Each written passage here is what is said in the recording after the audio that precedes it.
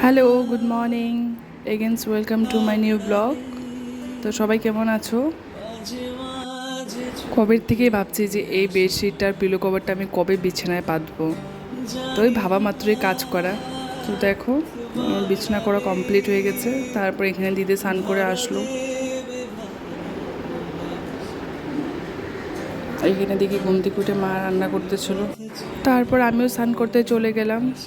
তো যেহেতু মা আজকে বাড়িতে আসছে, কাজ সেমন নাই, তারপর আজকে সোমবার ছিল, তার জন্য আমি সকাল সকাল স্নান করে পূজা করতে আমি চলে গেলাম।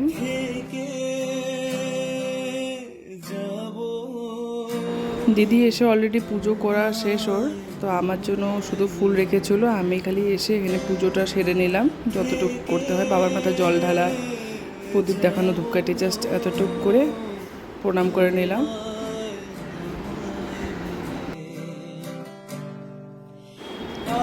তারপর আর কি আমার মা আমাকে এই গরমে ছাদে পাঠাচ্ছে কাপড় মেলতে, যে বাকি কাপড়গুলো নিয়ে এসে এই কাপড়গুলো মেলে। এই গরমটার মধ্যে ছাদে যাওয়া, বাপরে বাপ।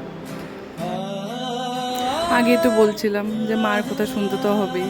যাই হোক, আমি এখানে শুকনো কাপড়গুলো নিয়ে যেগুলো মা দিয়েছে সেগুলো কাপড় মেলে দিলাম।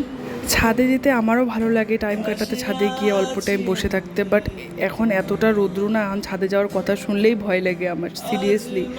মানে ছাদে যাওয়া নিয়ে আমাদের মধ্যে, মানে আমি মাকে বলি, মা আমাকে বলে। যাই হোক, আমার এখানে কাপড় মেলা কমপ্লিট হলো। তারপর মা ডাকছিলো যে খাওয়ার জন্য সকালের। তো সেদিনে যে সংক্রান্তির দিন এইসব নিয়ে এসেছিলো, ছাতু ঠাতু কলা তো ছিল। মা বলছে এসবই খেয়ে নে, দই ছাতু কলা। তো আমার বেশি একটা ছাতু কলা দই অত ভালো লাগে না। এখানে মাও খাচ্ছিলো, আমি মা সবাই মিলে খাচ্ছিলাম। আর আমার মা ব্লগ দেখে তো অনেক, তো ওদের মতন কথা বলার চেষ্টা করছে, হ্যাঁ বন্ধুরা কেমন আছো। তারপর এখানে দিদি তরমুজ ছিল ঘরে, ওটাই কাটছিল খাওয়ার জন্য। তরমুজটা বেশ লাল ছিল ভিতরে। আমার লাল হলে আমি খেতে পারি, এমনি সাদা টাইপ থাকে যেটা একদম বাজে লাগে খেতে। আবারও দিদির কিছু পার্সেল চলে আসলো।